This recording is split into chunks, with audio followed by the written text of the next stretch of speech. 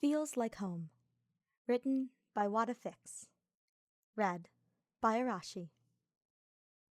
Courting the minister of the imperial household was no easy task. It was a challenge to get close to someone who always kept themselves locked and guarded. Yet, Ferdinand von Eyre was not the type of man to quit when things got difficult. In fact, he thrived off of hardship. The desire to prove himself and outwit the odds brought the charismatic noble a sense of pure satisfaction. There was nothing that could stump the Prime Minister of Adrestia when he put his mind to it. However, earning Hubert's affection was an uphill battle. While mutual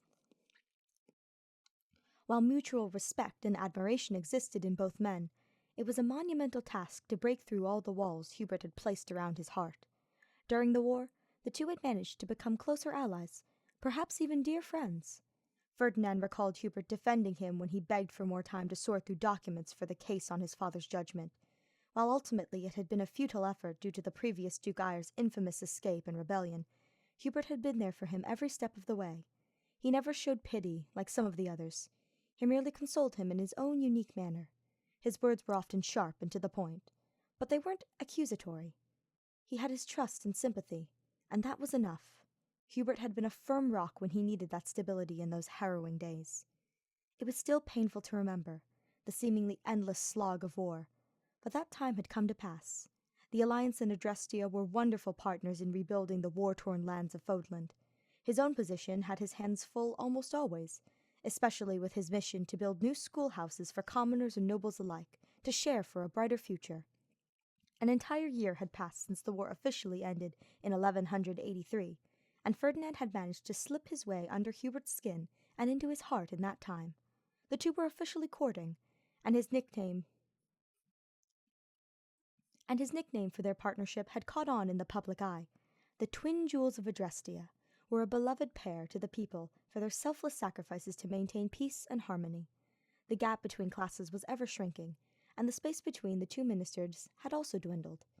Hubert still had a distaste for the silly epithet Ferdinand had thrust upon them, but he was truly infatuated with the man. Never in his life had Hubert imagined himself in a steady, healthy relationship, but he had been proven wrong. His partner was not shy about smothering the other in affection, whether it be through words of affirmation, giving gifts, gentle touches, intimate lovemaking, and any extra time from their packed schedules was spent together. Ferdinand spoiled him rotten in his tenderness and heartfelt gestures, even when he was reluctant to open up. Fortunately, patience was a virtue that Ferdinand had under his belt. He was willing to wait for Hubert to open up to him at his own pace. When the day came that Hubert dropped a massive bomb of truth about his family, his partner was stunned to learn that Hubert was far from an only child during one of their late-night conversations in bed.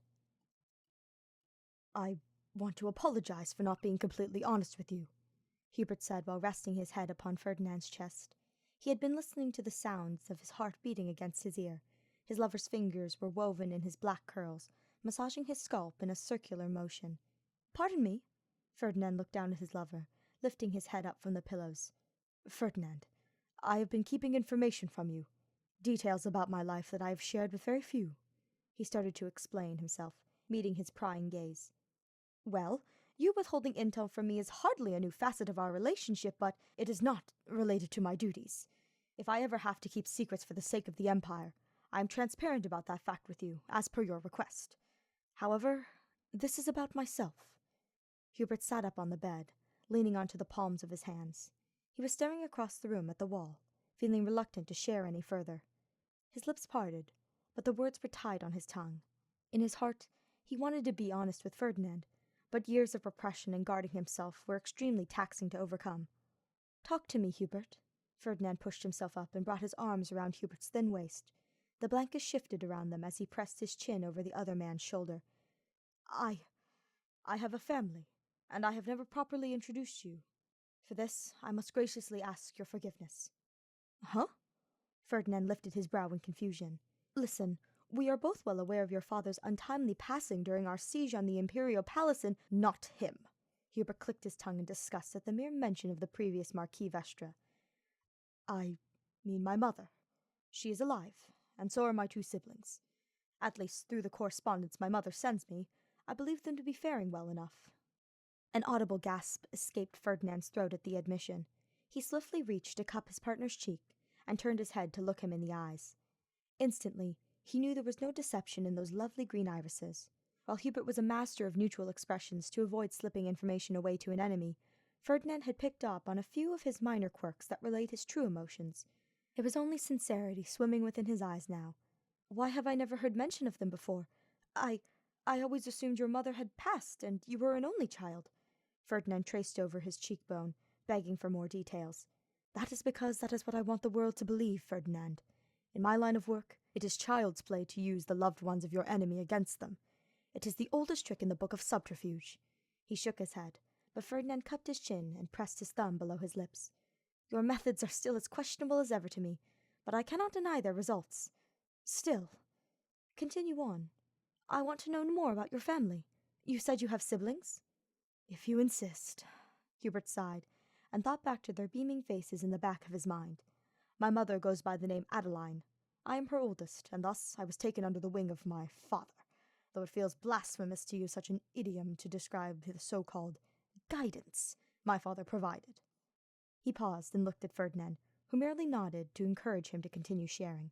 Then there's my sister, Marriott. She's around 10 now. She has a gentle soul with a passion for reading and art. My brother is the youngest. Edmund is only 6, so I have not seen much of him due to my constant business in Enbar. He chewed on his lip until Ferdinand pressed his thumb over it. He gently swiped to feel the plushness before removing the touch entirely to capture his lips in a soft kiss. It only lasted a matter of seconds, but Hubert still had that glossy look in his eyes that Ferdinand adored. He pressed their foreheads together and took a deep breath. I want to meet them, Hubert. Oh, indeed. I can write to my mother and alert her of our visit then. He was a little unsure of himself, but Ferdinand's presence was grounding. This was a giant leap in faith, but he had to jump if he desired a serious relationship. I will coordinate a time for us to take a short leave to the countryside. Wonderful. I am looking forward to it. It took time for Hubert to organize their schedules for a simultaneous reprieve from the capital. Due to their crucial positions in Fodlan's new government, there were a lot of responsibilities that had to be divided out during their short absence. Even if it were only a few days, Hubert would not allow Lady Edelgard to be left blindsided by their recess from Enbar. At the very least, Monica would still be by her side, and he had to swallow his doubts to trust in her to keep Her Majesty safe. Gathering the essentials, the two ministers were all packed and prepared for their trip outside of Fresfeld territory. That was where the Vestra household lived, within the rural outskirts of the area, due to having no land of their own. The journey itself only took a day of travel by horse-drawn carriage, and the two arrived in the evening at the humble abode of Hubert's family. Pulling up to the winding dirt path, the horses were brought to a stop by their chauffeur.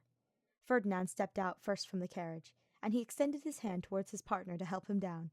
It was a minuscule act, but it caused a faint rosy glow to dust over the mage's cheeks. He wanted to still clasp onto that hand when he stepped onto the ground, but he let it slip from his gloved fingers. What a quaint little home! I could see myself living in a cottage like this, do you not agree? Ferdinand was beaming as he took in the long expanse of grassy meadows surrounding a single-story cabin. His eyes also caught sight of a vegetable garden off in the distance, a 2-stall paddock, which held only one chestnut horse, and a coop full of clucking chickens. His heart was swelling at the refreshing nature of it all. He found himself craving such a blissful simplicity to escape his obligations. As much as he adored putting his all into his position as Prime Minister, Ferdinand had a soft spot for a plain life by the sea in Ayr one day. This place merely reminded him of his domestic fantasy. I have spent fleeting spare time within these walls, so I suppose I do agree. It has provided a quiet space to retreat and be left with my thoughts, Hubert replied as he turned to offer a sack of gold coins to tip their driver within the carriage. He turned back around and saw Ferdinand retrieving their luggage from the back. Is that so? How marvelous! Ferdinand grinned.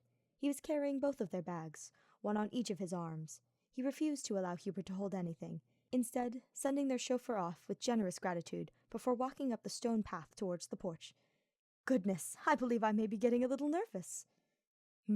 Why is that? You will be well received, perhaps more than myself. His comment was innocent enough, but it earned him the ire of his lover. Do not speak in such a manner, he huffed, nudging him with his elbow.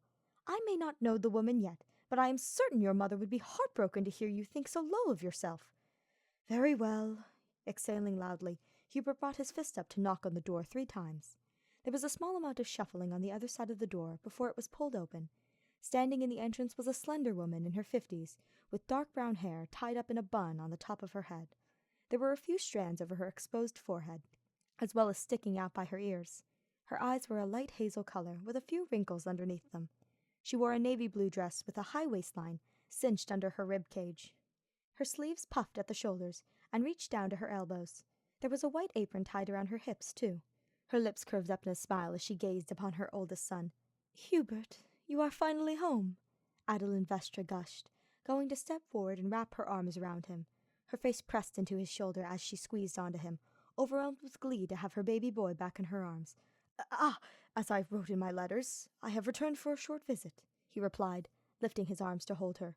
He was comforted by the familiar scent of lavender that clung to her clothes. She had always been fond of that particular body oil since he was a young boy. Whenever he got a whiff of the scent elsewhere, it brought him a taste of tranquility for a brief time. "I know. I was surprised by your sudden request to come home, especially since you wished to bring someone along." She pulled back from the embrace to greet Ferdinand behind him. Without hesitation, she also gave him a tight hug and greeted him warmly. "You're a handsome fellow. I'm so relieved to see my son has found someone to keep him company." "Mother, please." "Oh, the pleasure is all mine, Miss Vestra. I am grateful we are meeting for the first time," Ferdinand replied, patting her on the back a few times before pulling apart. "It is a gift to be courting with your son. Hubert truly means very much to me." Again, Hubert wanted to retort, but his tongue stayed put on the roof of his mouth. He swallowed down the urge to groan at the embarrassing display. He instead cleared his throat, hinting at his wish to come inside. Fortunately, his mother picked up on his nonverbal habits and stepped aside so that the two men could come indoors. "Do make yourself at home, boys. Please, remove your boots and feel free to set your things down in the guest room," Adeline said as she closed the door behind them. She gestured in the direction of the room, which was a rather tiny space with barely enough room for a mattress and a singular dresser. "Apologies if it's not as luxurious as the Imperial Palace. That room is usually used by Edmund, but he is sharing with Marriott during your stay." "Nonsense! We are very comfortable here. I would rest upon the ground just fine if needed. We have surely slept in far worse conditions during the war," Ferdinand reassured her with his dazzling smile, chuckling at his own joke to lighten the mood. "Oh, I believe that," she nodded, turning her attention to the sound of the floorboards creaking down the halls. "Edmund, Marriott, do not be strangers. You may come out now and greet our guests." At the sound of their mother's voice, both children popped out from around the corner. The younger girl was taller than her brother, and she had a similar shade of hair as Hubert. It was a rich black color that they both inherited from their father. Marriott's hair reached about her shoulders in a symmetrical bob. Her bangs were just above her eyebrows, and she had hazel eyes like their mother's. She wore a purple blouse with plenty of ruffles, as well as a white bell-shaped skirt and tights beneath. Beside her was Edmund, who still had a round face with baby fat on his cheeks. His eyes were green, and his hair was a deep brunette that was parted down the middle. His own outfit was a white short-sleeved shirt and a pair of black overalls over top. They were cut at the knees, and he had long socks that stretched up half his calves. Both children seemed nervous at first, but then quickly sped up and sprinted towards the front door. "Hubert!" Their voices cried out as they quickly tackled each of his legs. The older brother nearly lost his balance as they clung to his calves, but Ferdinand helped him find his balance with a hand on his lower back. "Oh, yes, I am here to visit. Do be careful not to trip me." Hubert bent down and went to give them each a proper embrace. He hugged Edmund and ruffled his hair with his hand, mumbling something in his ear to cause the boy to laugh. "You have grown since I last was here. Getting stronger for Mama?" "Yeah, I'm her favorite helper," he chirped, pulling back from his hug and standing proudly with his hands on his hips. "Will you share more stories about how you beat the bad guys? Please?" "Oh, of course. You do enjoy a good nefarious tale," he chuckled, feeling at ease to hear how Edmund was looking out for their mother. He patted his head once more before shifting his attention to Marriott. Opening his arms, his sister jumped up at the chance to be held. She was quickly lifted up as he hugged her. He twirled her around the room with glee. His face was so much lighter here, as if all the wrinkles and scowls were smoothed over in the presence of his siblings. The sound of Marriott giggling and begging to go higher or faster swelled inside of his heart. It was impossible not to spoil her. He practically was giddy as he stopped to hold her up in his arms. "You finally came home, Hubert! You need to stop leaving us for so long. Mama really missed you, and Edmund has barely gotten to meet you." She puffed out her cheeks, trying to appear upset despite the way she clung to her elder brother. "My apologies, Marriott. Truly, I wish time was kinder and granted us more occasions to be together." He sighed and set her back down on her feet, wishing to win her over. I have brought you a gift, though. I have brought you both presents, truthfully. Both of their eyes widened and sparkled with childlike wonder. Hubert could only chuckle and gave an apologetic look to Ferdinand. May I have my luggage? Ah, yes, here you go. Ferdinand handed over the case, trying not to intrude on this moment. Then he watched in awe as Hubert opened the case and pulled out a box of artisan chocolates from an expensive confectionery in Enbar. He handed the sweets to Marriott, admiring the way her face lit up in excitement. I hope these are to your taste. A friend of mine with quite the sweet tooth was raving about these chocolates, so I figured you would enjoy them due to your similar tastes. He chuckled as the girl wasted no time with unwrapping the ribbon tied around the box and plopping one of the chocolates in her mouth. She made a cheerful squeak as the candy melted on her tongue and satisfied her sugar craving. Yeah, these are amazing, Hubert! Thank you so much! She giggled, tugging at his sleeve until he bent down once again for her to give a peck on the cheek in appreciation. You are most welcome. He trailed off and retrieved a small wooden sword that was often used on the training grounds, though its size was a bit too tiny for their units to use. Instead, Hubert handed it over to Edmund with a grin. He could see the fire light in his brother's eyes as he swung the wooden sword a few times. Be careful with it. If Mother catches you hitting your sister with it, she will confiscate it. However, this should help you become stronger, if that is still your wish. Yes! This is so cool! Edmund was grinning from ear to ear as he held the fake blade and gave a few slashes to the air. He began running around the room, pretending to strike down imaginary foes. As Hubert was interacting with his brother and sister, Ferdinand just stood back. He was stunned at the side of Hubert he had never seen. He knew that the man was far softer than he let on. His entire persona as an unfeeling, cruel tool for the Empire was a lie. He knew parts of Hubert that were so tender and thoughtful, and the man was always pulling strings behind the scenes to keep things running smoothly for all of their friends and allies. The public was slowly coming to the realization that Minister Vestra was a gentle soul, and Ferdinand would keep that momentum through their positions as the Empire's twin jewels. Pressing a hand to his chest, Ferdinand felt a thumping in his heart. He was practically aching at this compassionate display. In the back of his mind, Ferdinand dreamt about a future where he would have children of his own. It had always been a desire of his to raise a few kids and provide what his own father couldn't. Witnessing the bond that his partner shared with his siblings, he felt reassured that Hubert would make an excellent father. As much as the other would likely argue against that claim when he brought it up in the future, this little scene was all the proof that Ferdinand needed. Coughing into his hand, he caught the attention of Hubert and met his gaze with a longing glance. This kind-hearted side of his partner simply sparked something inside of Ferdinand. Sorry, I have been rude to not introduce any of you to Ferdinand. Hubert walked over to the redhead, gently placing his hand on his shoulder.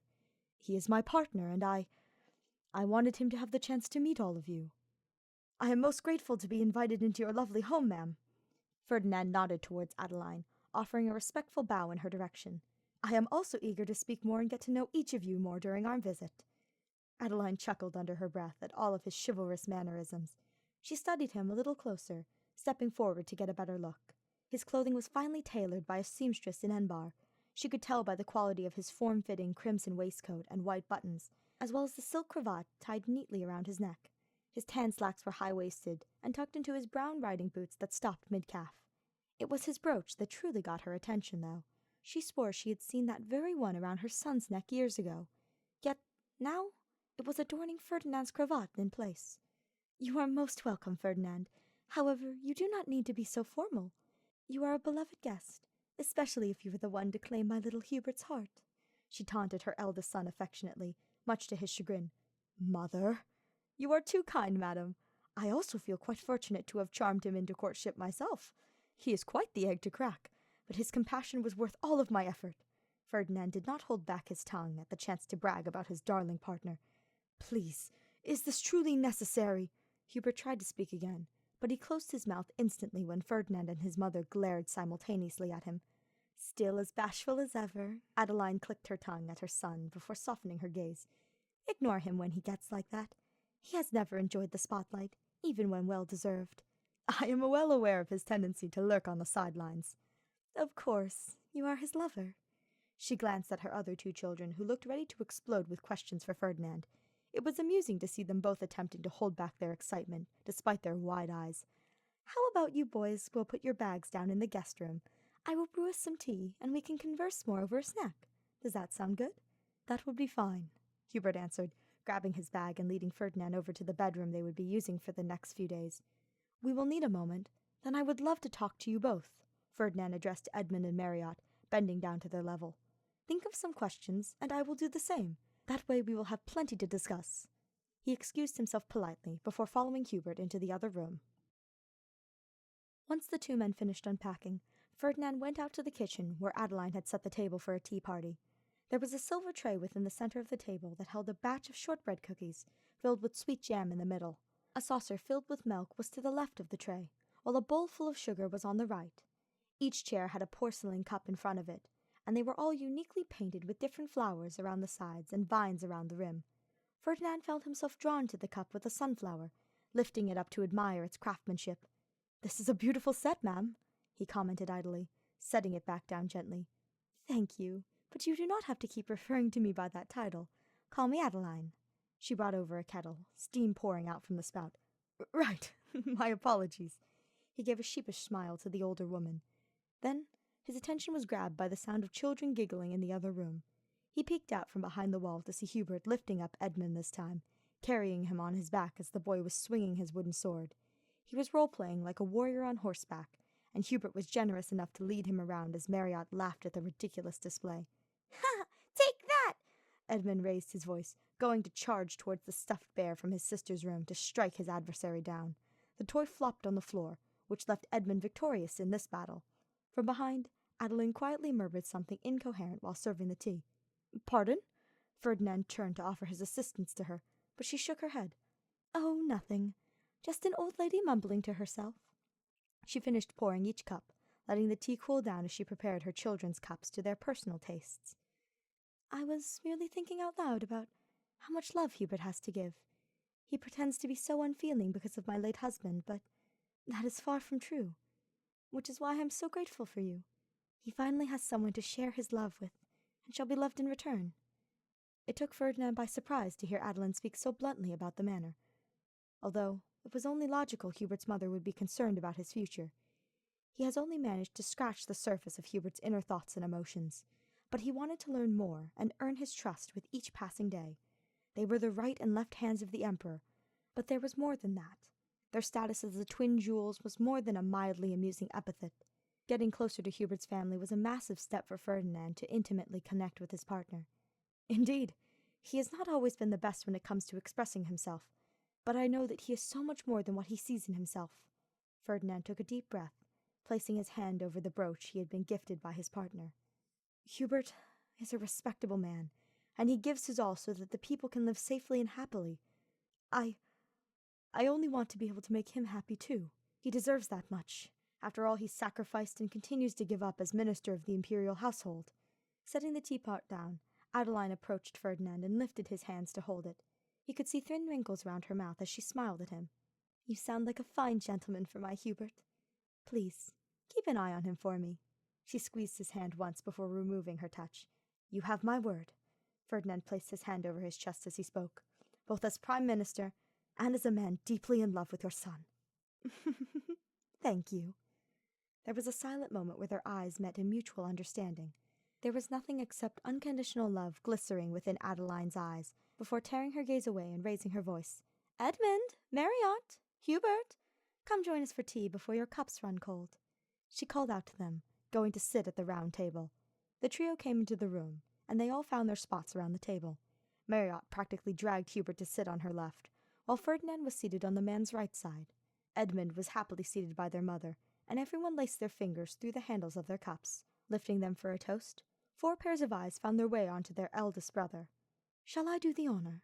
Hubert asked, earning nods all around the table. "It is a pleasure to be back home with every one of you. I hope to make the most of this time together, and I shall try to visit more often. I am also grateful to have Ferdinand accompany me for this trip. His unwavering support leaves me speechless. Do treat him well, despite his tendency to blather." The room was filled with clinks and clanks, as cups clicked together all around. Then the entire group took sips of their tea, savoring the warmth that touched their tongues and spread down to their stomachs. Each cup was catered to the person's tastes. Even Ferdinand was shocked when his brew was a perfect match to his palate. His expression must have given away his shock, since the older woman laughed behind her cup. "Is it to your liking, Ferdinand? When exchanging letters with Hubert, I learned of your tea habits. He often writes about you. Oh, the amount of times I have seen your name pop up in his reports. I have lost count. She giggled before taking another swing of her tea. Mother, do not share my confidential letters with him. His tone was serious, stoic even. Not a single soul budged. His voice sent chills down the spines of his subordinates and servants of the palace, but it was powerless in this home. Do not be such a prude, Hubert. He is your partner. It is nothing to be embarrassed about. She waved him off and continued to ramble in Ferdinand's direction. He loves talking about you, and he often commends the work you're accomplishing back in Enbar. Even during the war, he would mention his worries about your well-being. Oh! Ferdinand coughed into his hand, cheeks coloring a scarlet hue. It had been far from the right time to pursue romance during the war, but it tickled the young man pink to know Hubert held such a concern for him, even then. Enough! Hubert groaned and gripped his cup a pinch too tight. If he were not careful, he would snap the poor handle from the pressure. Fine, fine, I'll be quiet, Adeline sighed, allowing someone else to turn to speak up. Munching on a cookie beside him, Marriott swallowed her bite and washed it down with a splash of tea before talking. She sat upright in her chair, bouncing in place. May I ask a question now? Pretty please? She fluttered her lashes and looked towards the couple seated beside her. I suppose. Go on, Hubert encouraged her. Yay! Marriott pointed towards Ferdinand with a cheeky grin. How did you meet a prince? Spitting up his tea, Ferdinand nearly gagged from the liquid going down the wrong pipe. He grabbed a napkin and dashed it against his mouth, trying to collect air back into his lungs. A hand was pressed over his back as Hubert gave a concerned look at him at the sudden lapse of manners. It was unlike Ferdinand to be so clumsy. I am no prince. You are misguided, dear. He spoke up to Marriott between his coughs. But you look just like one. Exactly like the one from the storybooks Mama always reads to me. Marriott didn't back down, hopping off her chair and rushing out of the kitchen. She scampered off and retrieved a book, which was an old novel with plenty of illustrations about a young crown prince adventuring across lands. When she returned, she flipped through the pages until finding a portrait of a character that looked remarkably similar to Ferdinand. Their eye color was instead blue, but the hair was orange and reached around his armor-clad shoulders. There were even freckles across the bridge of the prince's nose, which reminded Hubert of the speckles that became more prominent on Ferdinand's face in the summertime. Well, I can see some resemblance, Ferdinand mumbled to himself, rubbing at his chin. His cheeks were still heated, and he was a little mortified at his shameful display of choking. Unfortunately, I am no Prince Marriott. I am the Prime Minister of Adrestia, which is sort of a princely role. Indeed, he does fit the bill of a prince, Hubert agreed, playing along with his sister's wishes. He didn't want to see her hopes dashed like the waves on a rocky shore. In fact, Ferdinand is the most talented horseback rider I've ever met, and he's quite handy with an assortment of weapons. Both children now turned their eyes upon their guest, staring in awe at the thought of being in the presence of someone straight from the pages of a fairy tale. Ferdinand was left sputtering at all of the attention and praise heaped onto him out of nowhere. He is exaggerating. Truly, I am not so— Ferdinand, can we please go horseback riding on Cinnamon? Mama never lets me ride on my own, but you could ride and teach me. Marriott spoke up, putting her hands together as if praying as she begged him. No, he needs to help me. I want to learn how to fight, Edmund chirped, his eyes peering into his soul like a lost puppy. As the kids pleaded, both mother and son laughed at Ferdinand's frazzled reaction. Hubert played along with their fun as he grabbed one of the cookies from the center tray. He would be much better at teaching you to strike with that wooden sword than myself. Plus, he's a little more patient around horses, he added. His other hand was still rubbing Ferdinand's back. He traced the shape of a heart a few times, feeling at home already with his lover at his side. If mother permits, I'm certain we could squeeze in some time to tutor you both during our visit. Mama, please, please, please! It's fine with me, as long as Ferdinand is willing, Adeline said, flashing an apologetic look at her guest. It seemed her children had already made up their minds to accept him into their little bunch. Not wishing to disappoint, Ferdinand was eager and willing to accept the new role thrust upon him. He blushed as Hubert whispered a little encouragement in his ear before replying to Marriott. Once we finish this lovely snack provided by your mother, we can begin our first lesson and head to the paddock. He gave a nod to Edmund next. Afterwards, I will teach you about proper form for holding and handling a blade. Cheers erupted from them both, and then the table descended back into quiet crunching of cookies and slurping of tea. In the comfortable quiet, Ferdinand felt a brushing of lips over his cheek and gasped. Thank you for entertaining them. I know they can be quite the handful," he murmured into his ear, brushing a strand of hair behind it. "Shh, it is no big issue." He reached over and placed a hand on top of Hubert's thigh. "I want to thank you for letting me be a part of your family. It means so much to me." Giving a little squeeze to his leg, Ferdinand felt at peace. This was his home, too.